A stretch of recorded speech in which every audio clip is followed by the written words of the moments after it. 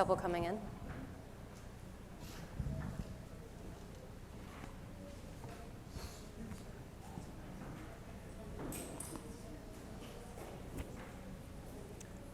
All right, welcome to Innovation in Auto, embracing change to create a modern customer experience.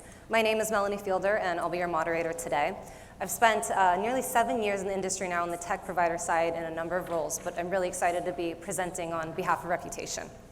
We have quite the panel for you, and you'll meet them all in a moment, but we have representation from one of the largest dealer groups in the US.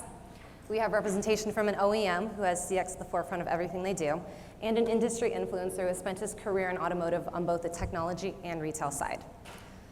Let's look at today's agenda. We'll start off with a quick industry review. We'll dive into a couple slides looking at how review volume, pricing sentiment, inventory shortages, and reviews have changed over the last 2 years. From there, you'll meet your panelists, and we'll discuss how the auto industry can take on challenges, spark curiosity, build relationships, foster new innovation, and above all, believe in belief. Finally, we'll end with a Q&A. All right, let's get going. Starting with review volume. As you can see, review volume has been on a decline since March 21. You'll note the line at the top. The average star rating is hovering around 4.2%, but what this really tells us is that review volume is down because dealers are selling less cars, but for more money. Some of the things we'll talk about today will be geared toward how we can get those star ratings to increase. Taking a look at category mentions over the last 2 years as well. Customer service is currently seeing the highest share of mentions since 2020. Following that, mentions for service and speed have increased every year. Mentions for sales and staff have increased since 2021. And you'll also note that pricing mentions are about the same as last year. There we go. Speaking of pricing, sentiment in regard to pricing has been inconsistent, with the overall sentiment still declining today. When the pandemic hit in 2020, you'll note the spike in pricing as dealers were marking up vehicles, whereas today, Take Ford, for example, has said you cannot sell vehicles for above MSRP now. Shortages. Let's take a look at our shortage sentiment. Our recent auto report actually found that reviews mentioning shortages increased 32 times in the last year. The reviews we've collected show that customers are leaving feedback related to these shortages, and it's directly impacting their customer experience. So let's take a look at some reviews in live time, starting off with the positive. The positive reviews have focused on appreciation for the staff and the stores who are doing things right. A couple examples. Despite the current shortage, the team helped me get the truck I wanted. Due to the shortage, they didn't have the vehicle I wanted, so after some debating, Luke was able to help me pick an Elantra that I really love. He was helpful, informative, and an awesome salesman. And lastly, our salesman Brad did an amazing job keeping me informed. Now, the not so positive. The negative reviews tend to highlight customers' frustrations with the inventory shortage and the consequent pricing. Here are a few. Asked for out the door on a vehicle advertised on their website for $47K, and I received a $65,000 quote. Quote, my favorite, nearly a $5,000 national chip shortage fee. Quote, total crooks, marking up trucks $6,000 over MSRP to capitalize on the shortage of inventory. And finally, due to the shortage, they're $20,000 over sticker price. So where do we go from here? Given that this is a difficult situation for everyone, and yes, there are some bad actors who are actually hurting their reputation and consequently providing a terrible customer experience, there's also industry disruptors who are entering the space and spending more advertising dollars than ever before to steal market share. So now that we've looked at the trends and how customer sentiment has changed, what's next? If you're a retailer or an OEM, how do you take all of this into consideration when you're crafting your CX strategy to create a modern customer experience? What we really want to do is take customers from here to here. We're about to explore how the industry is adapting and what the future of automotive may look like. Now, if you read our session description, you might be wondering why the Ted Lasso tie-in. Brief poll. Who's seen the show? Yes, okay. So as you may know, this is not a soccer show. It's a show about life with soccer as the backdrop. It's a show for our times. And the show is really about changing the game with yourself, at work, in personal relationships. It's a show about leadership, understanding people, and curiosity and belief. So let's watch the trailer briefly. Oi mate, there's you. I believe it is.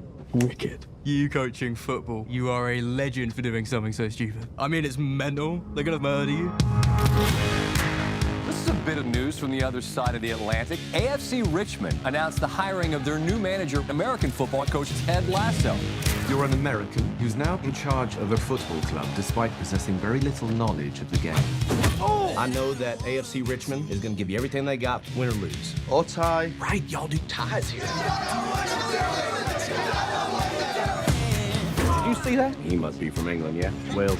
Is that another country? Yes and no. How many countries are in this country? 4. Like it or not, Richmond are changing the way we do things. And from now on, that way is the Lasso way. Hey, look, this car's got an invisible steering wheel. What you're doing is irresponsible. This club actually means something to this town. You don't think I see that every day out there on the streets? Are you kidding me? I think that's what it's all about, embracing change. Same team! Being brave. Your decision to bench Jamie was a masterstroke. I don't think we're allowed to talk like that at work anymore. You got no fear of the underdog. For me, success is not about the wins and losses. It's about helping these young fellas be the best versions of themselves on and off the field.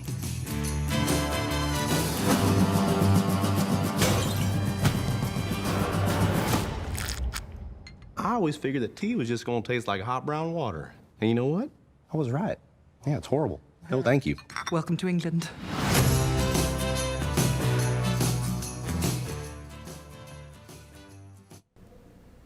So, without further ado, let's meet your panelists. To my left, we have Chad Jernberg, Vice President, Customer Experience at Holman Automotive. Next to him, Matt Wilson, Director of Customer Experience and Training at Infinity. And on the other side of Matt, Ron Andrews, Senior Director, Enterprise Strategy, Cars.com. All right. So, for our first question, you can only answer with one of the choices I give you. The choices are, I almost just fell off the chair. Okay. The choices are a lot, a little, or not at all. How much do you agree with this sentence? Leaders don't need to be or claim to be the experts. Matt, we'll start with you. A lot. Chad? A lot. Ron? A lot. Thank you. Again, you can only answer with one of those choices. A lot, a little, or not at all. How much have customer expectations changed since the pandemic? Matt, we'll start with you again. I'm going to go with loud again. Okay. Chad? I'm going with a little. Okay. And Ron? Not at all. Okay.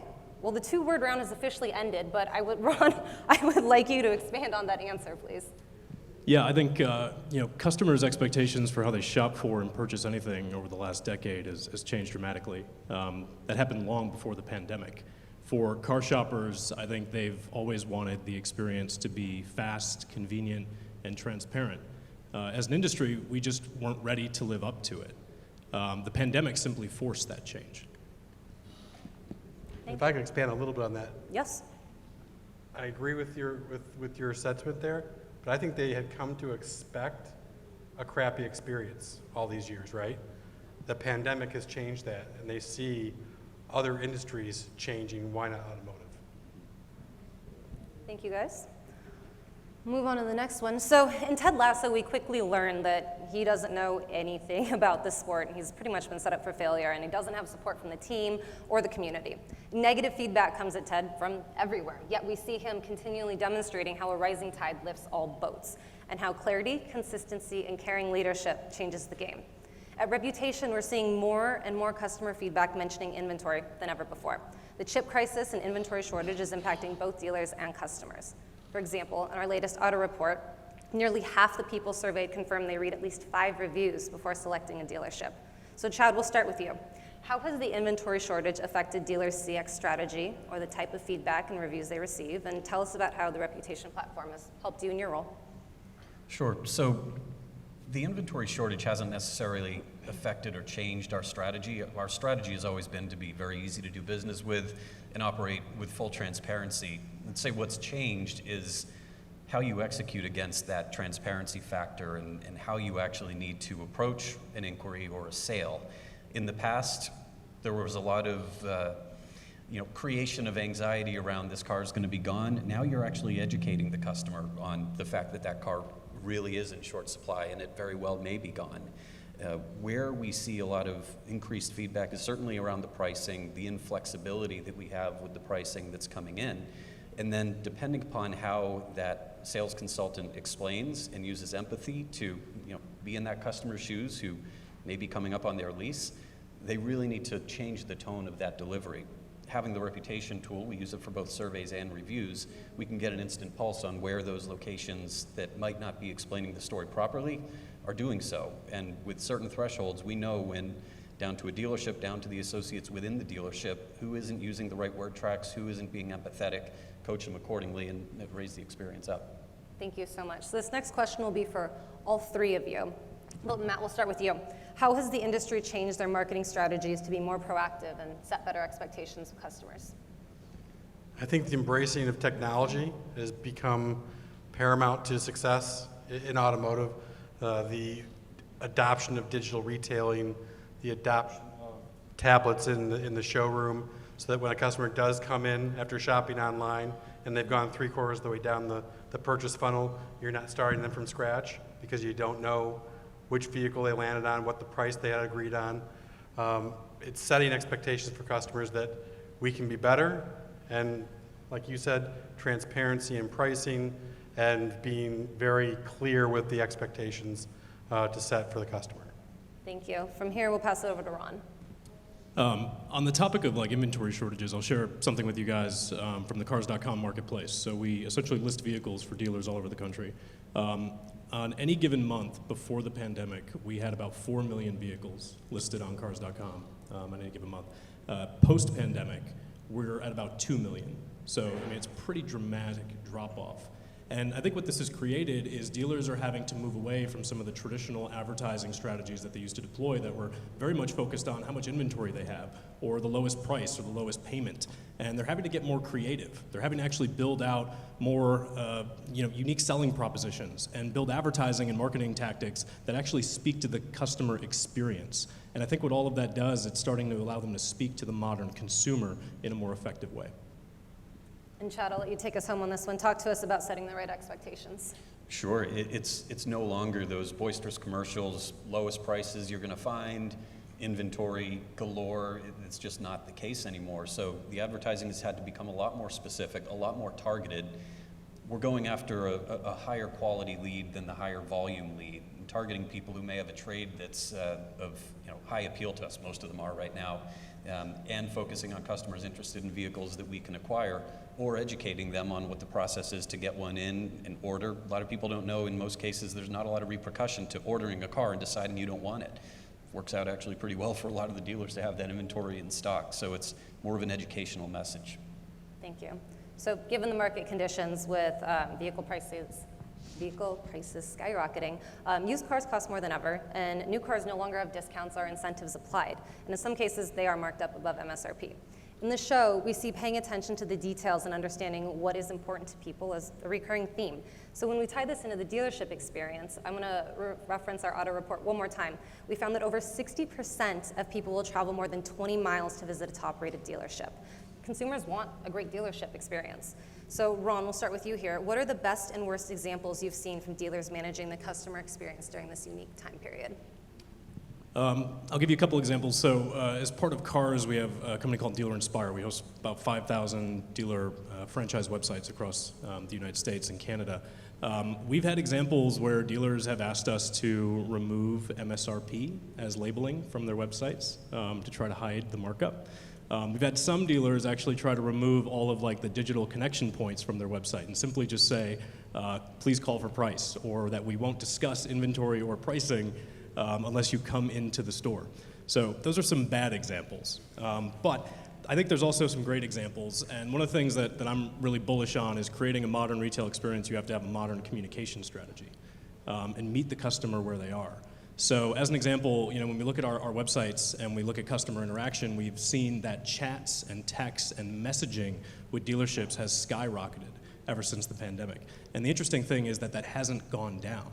Now, for any of you guys that have ever chatted with a store or texted with a store, a lot of times all you ever get back is, hey, I can't really answer your question, but just give me your name or phone number or email, and somebody will get back to you when they can. which is kind of crazy because you have somebody literally sitting in your digital showroom looking to do business with you in that moment. But the reason is because dealers outsource the answering of those messages to third-party call centers. So some of the best examples that we've seen is dealers actually leaning in and starting to own that part of their business and really embrace it and start to answer questions from customers right in that moment and create those valuable connections right from the beginning of the customer shopping process. Thank you, Ron. Matt, what about you? What are some of the best and worst examples that you've seen? I couldn't agree more. I mean, digital is the front door of the dealership. It's no longer the physical front door where customers are walking into the store for the first time and trying to figure out what their buying options are. They're doing everything online. So the stores and the retailers and the brands that are embracing technology, embracing things like reputation.com to actively listen to what customers are saying, change the processes to be more transparent, more friendly, easier to do business with. Those are the retailers that are succeeding. The ones that have their heads buried in the sand and don't even know what their star rating is on Google, haven't responded to a review in 2 years. Heck, they might not have had a review in over a year. Those are the retailers that are getting passed by, and they don't even know that customers are crossing them off their list because they're not paying attention. Thank you, Matt. So here at Reputation, we found that the price is the top driver of negative ratings, with over 80% of customers saying price is the most important factor when they're going to buy a car.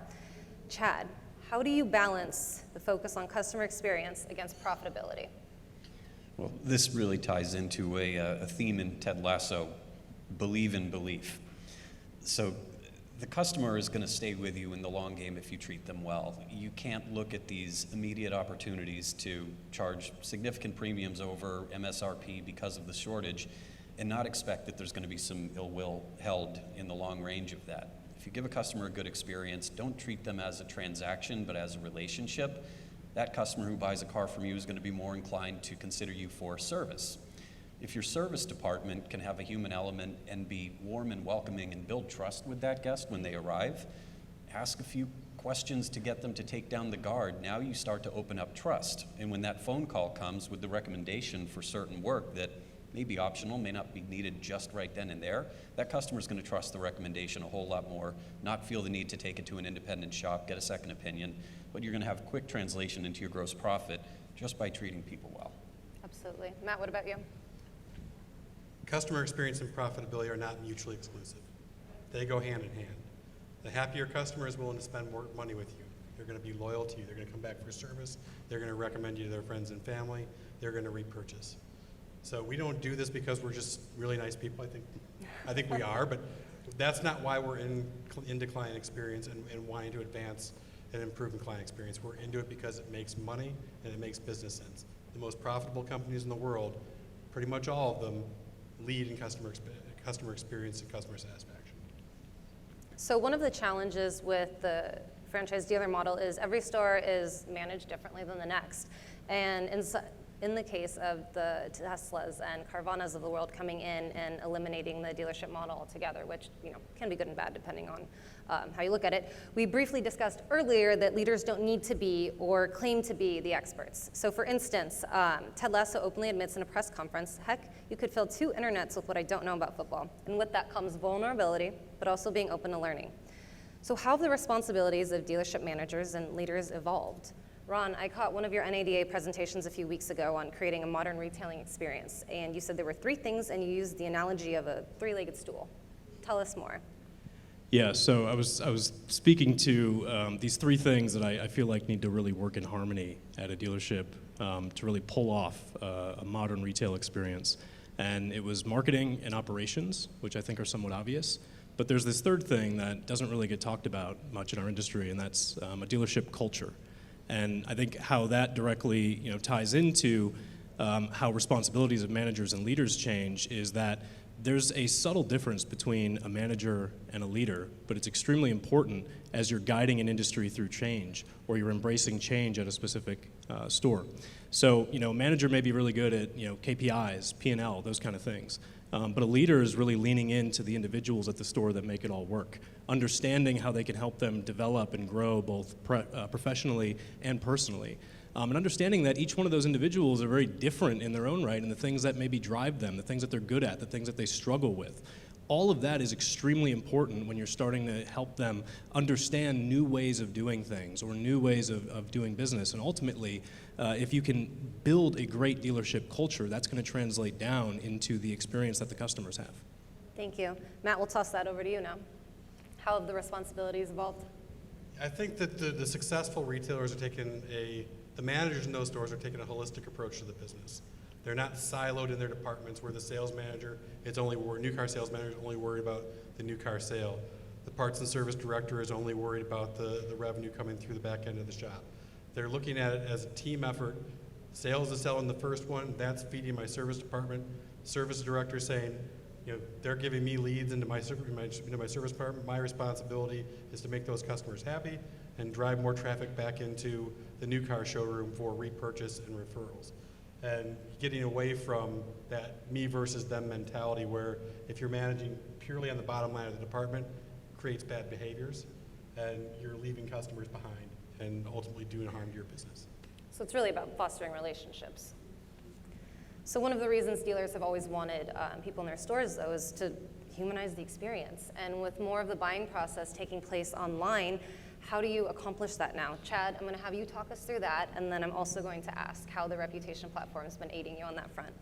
Yeah, absolutely. So the humanizing the buying experience, you're not going to take away the human element of buying a car. It's a significant purchase. It's an emotional purchase. A lot of times the second largest or sometimes the largest purchase that someone's going to make, and it's fairly complicated. We overcomplicate things a lot of times just despite ourselves with different features that we'll put on our website without the awareness that there might be 3 different calls to action in somebody's face and they don't know just where to go. Enable that to be a smooth and easy transaction to let them go as far as they're prepared to go on their own before they're ready to ask for help. And to Ron's earlier point about the web chat, when that customer does raise their hand and is ready for some help and some support, give them actual real support. It's very difficult to have an outsourcer who's strictly motivated to collect their name, email address, and phone number, provide a real level of support. And that's real time right there.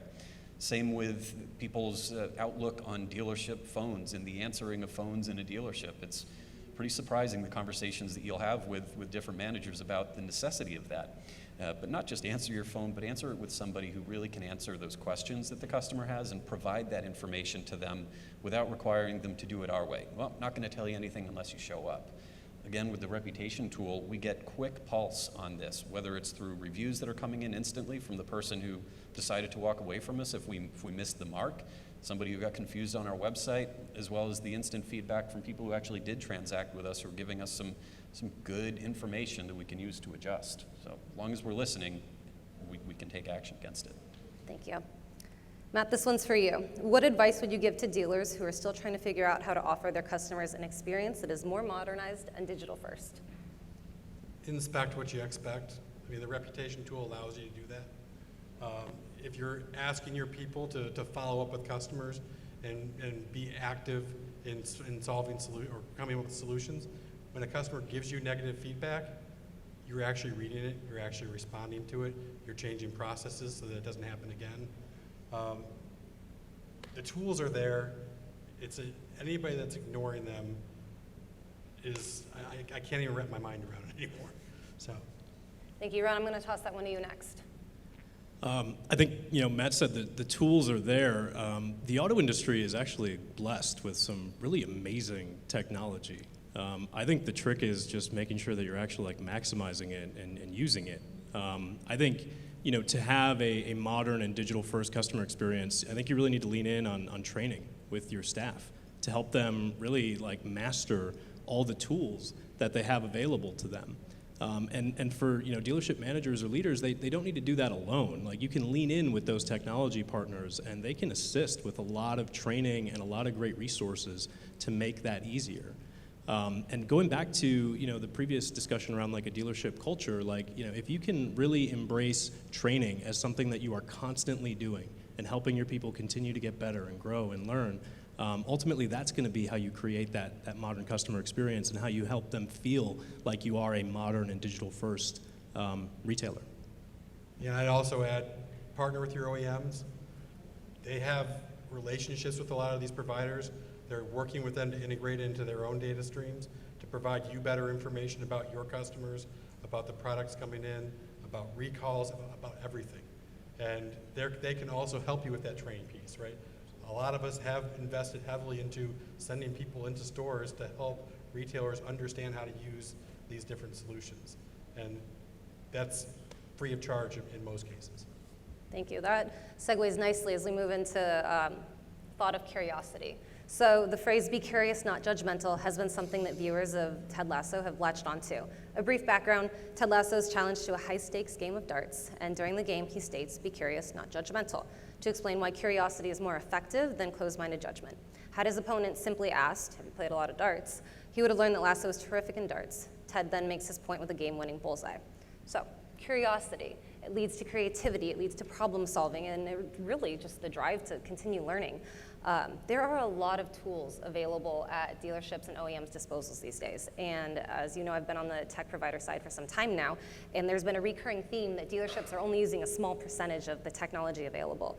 So how do dealers get better with all this technology at their fingertips to innovate and compete? Chad, you will start us off here. Great. Yeah, the tools, Ron's right. There are a lot of tools out there that can help us be better and deliver a more modern experience. And the providers offer training on those tools. Where we see it break down is when there's a lack of process and a lack of accountability to use that tool as it's intended.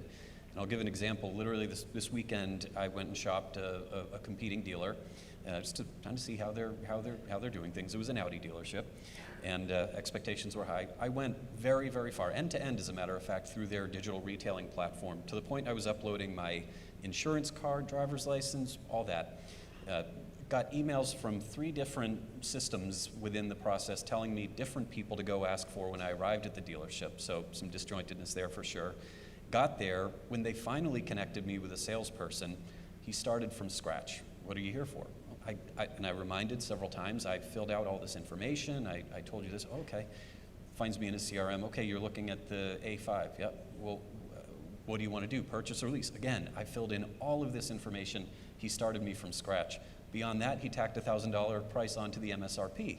And I said, well, it didn't say that on the website, and I set up this set of terms. That's just our website, who knows what's on there, but I'm telling you the right answer. When you have those kind of fall downs occurring in your dealership, it completely discredits any of your modernization and any of your online tools. So our people need to be accountable to that, and we need to ensure that that's the process they follow. And easier said than done, I'll put it that way. Thank you, Chad. Matt, talk to us about how our platform has helped your brand innovate and compete. So like I mentioned before, it's inspecting what we expect, right? So making sure that we're getting reviews, and when we get reviews, that we're responding to reviews. What drives me crazy is, I know we've got basic KPIs that if we respond to 50% of the positive and 75% of the negative, we're doing a good job. I call BS. If a customer takes the time to give you feedback in the showroom, if you're standing in the showroom as a sales manager, and the customer walks up to you and says, "Joe was a fantastic sales consultant. He got me exactly what I needed. He got me the accessories. He got me a service appointment for my first scheduled service appointment." That sales manager wouldn't turn his back and walk away. Why do we think that that's okay online? We don't get that much feedback that we can't respond to the positives and the negatives. And customers are watching too, so if you don't post those responses, you're writing yourself off from future consideration from future consumers. Thank you. So a final theme we've seen in this show is beating the odds and believing in belief. That sign is taped up in their locker room. It can be hard for one word to capture so many things, but believe is stuck. The belief in yourself, the people around you, the process, believing you'll prevail. So, looking at the industry's current state, we're combating economic factors, supply chain factors, industry disruptors, evolving marketing and sales technology. And people talk about these factors as being threats to the industry and the dealer body. But really, the best way to look at this is an opportunity. So with everything that we've discussed, what will the industry look like in 10 years? I'll start with you, Matt. That's a really big question, and I don't think any of us really know. What we do know is time is a finite commodity, and everybody wants to be dealt with and done business with in the easiest way possible and meet them where they're at. So we're going to continue to see evolutions in showrooms, our big mausoleum dealerships, and high-cost markets going to continue to be a thing? Probably not going forward. You're going to see more remote service, valet service. We're offering that at Infinity and really pushing to try and make that a brand standard. But it's going to be ease of doing business. And whatever way, shape, and form that comes in 10 years from now kind of remains to be seen, but we see leading indicators today. Thank you. We'll toss it to you, Chad. Sure. I agree with Matt. The footprints are bound to shrink. It just doesn't make sense with the amount of pre-ordered inventory that's going to occur. No one knows just what's going to happen with the direct-to-consumer arrangements with manufacturers, but I think the smart dealers are going to look for ways to partner and be an asset to those as they change and assist in the delivery process, assist with the onboarding. Certainly service is going to remain, and I fully agree that no one likes to bring their car into service, and we have options now. OTA updates are going to be a lot more prolific as we move forward. There'll be less need to go there, and consumers are going to get very comfortable with and expect that the car could be picked up and dropped back off to them, the whole service valet concept. On the purchasing side, technology is going to get better, and it's not just dealership technology, but finally DMVs and some of the financial institutions are going to get farther along as well, which will enable us to go, or the consumer to go even further into that process and take more of it in a more standardized way. There's going to be a lot more standardization, I think, in the actual buying process as the DMVs and financial institutions come along. But smaller footprints, more remote, easier for the customer. It's not going any other direction than that. That's my broken crystal ball. Thank you. Ron? I wish I had that crystal ball. I think there's a couple things. So I think the roles and responsibilities at a dealership are going to change dramatically. Maybe think along the lines of like the way that an Apple store is set up. The idea of like selling somebody a car, I think has changed quite a bit, right? Like think about the last car you bought. You probably made that decision on your own, just simply through your own research and on your own volition. I think that we'll see more fusion between the people and the technology in this industry. I think service is going to be a huge part of that, especially as vehicles become more technology focused. I think it's going to be a huge advantage for dealers as opposed to some of the independent shops. And I think one interesting thing that we're looking at is publicly traded dealer groups, the largest dealer groups, the Penske's, the AutoNations, the Holmans. We're anticipating that they're going to double in size in the next 5 years. What does that look like in 10? I don't know, but it'll probably be even larger than that. And I think one of the things that we'll see is the OEMs and those large dealer groups start to work closer together. Because as those large dealer groups become more of like the Target and the Best Buy and the Walmarts of the world for the auto industry, I think it's going to be really important for them to be working close with the OEMs to better understand how they can create their standardized customer process and measure success and have benchmarks. Right now, what's interesting is all of the OEMs are kind of defining their own way of doing business. And if you're in a large auto group and you have 20, 30 different OEMs, right, that's really difficult to create standardization. So, there's no perfect way of doing business. There can't be one way of doing business. But I think we're on the right path to figuring out what that looks like. Thank you. So, from here, we'll open up for some Q&A. Ask our panelists anything. Go ahead.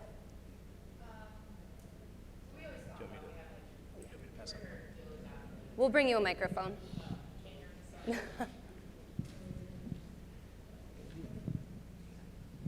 that better? Okay. Yes, thank you. So we always talk about we break our dealers out into like thirds. A third of them get it. A third of them, you could probably sway them, and a third just, they're the ones charging 20 grand over sticker. How do you, a stat that I wrote down was, that the customers that were more likely to drive within a 20-mile radius for a better customer experience based on ratings, reviews. How do you, especially in this low day supply environment where, maybe that third that really just don't get it, they give you the feedback of, well, I'm selling every car I can get, so why does this matter? What advice would you have on getting them to commit now, so that way when we do have 30, 45-day supply on the ground, they're not behind the 8 ball and they're not being considered? I would say this too shall pass, right?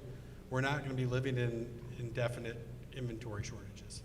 And they should take advantage of the time that they have now, because they really do actually have a little bit of extra time on their hands to really start to put these processes in place.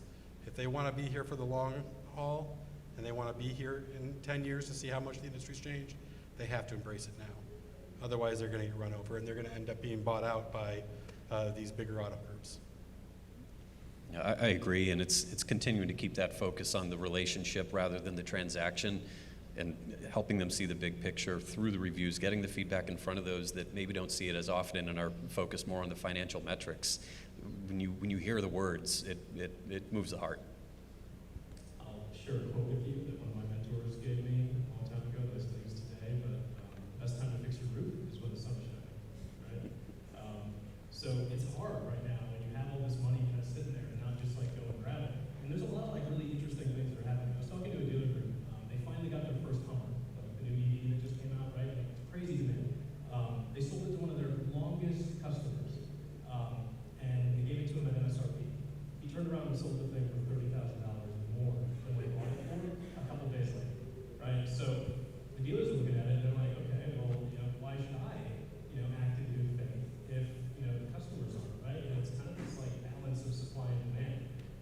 But I do think like you have to play the long game. That's the most important thing. If you find a way to just get some additional dollars out of somebody today, they're gonna remember it tomorrow. And then now, 5 years from now, you're gonna have even more challenges going up against like the Rivians, the Teslas, and all these other manufacturers that are coming to market doing direct to consumer.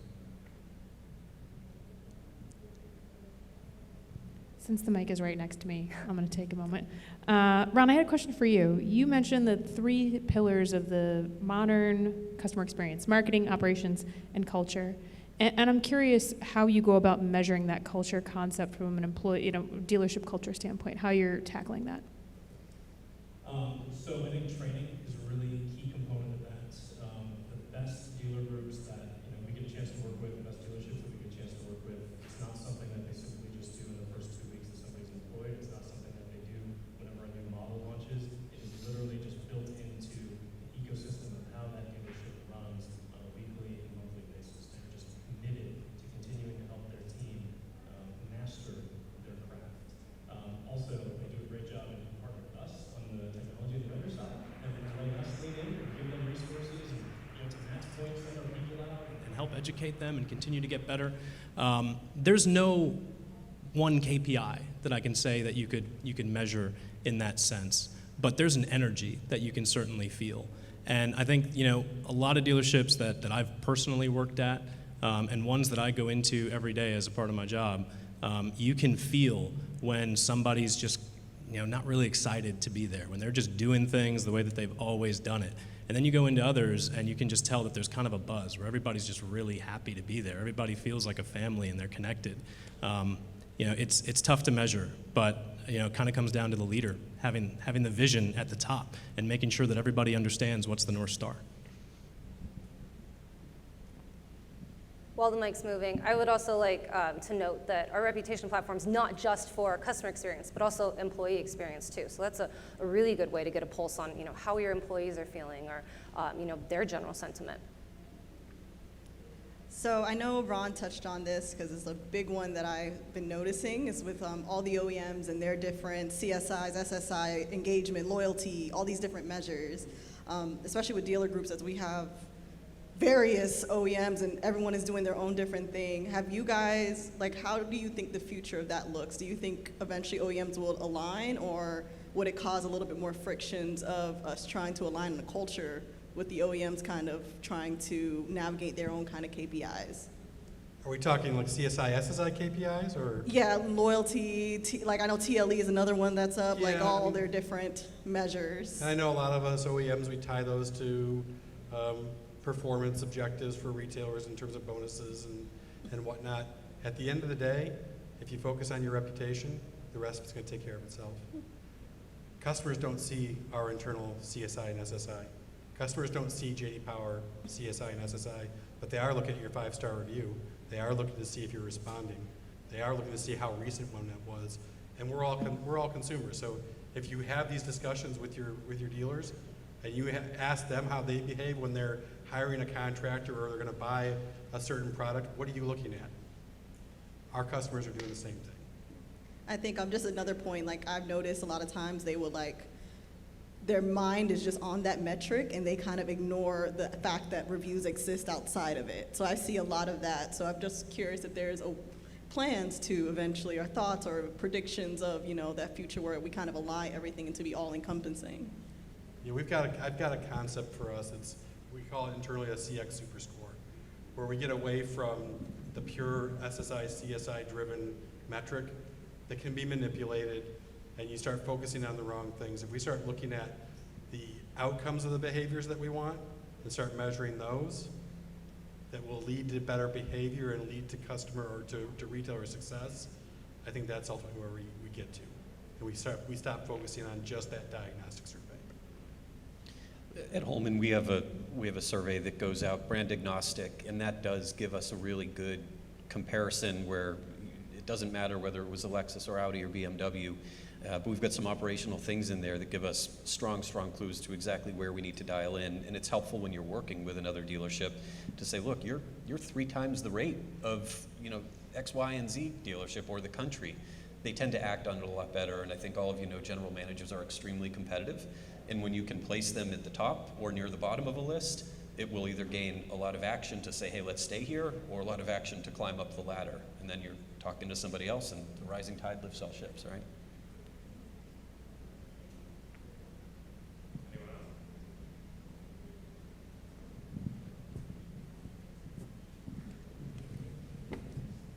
Okay, a little bit different question than what everybody's been talking about, but I'm with LaFontaine Automotive Group. We've got 29 retail locations. We've not backed down on any of our marketing during the pandemic, after the pandemic, through to today. So we're very focused on all stages of the funnel, primarily around showing our personality, the culture, the expectations that our customers can have when they come and do business with us. Part of that is getting a lot more heavily involved in social, which with all of the different platforms creates an environment where we can generate content that aligns with what that user is expecting to see given the platform they're on. My question for you and Chad, I'm most interested in your answer. I'm interested in all of your answers, but I'm interested in from a dealership perspective. Are you fully engaged across all of the social platforms? TikTok being one of them, that's our newest endeavor. And if so, how do you manage and handle the comments? So it's a little bit different from a review perspective. We've kind of been testing the waters.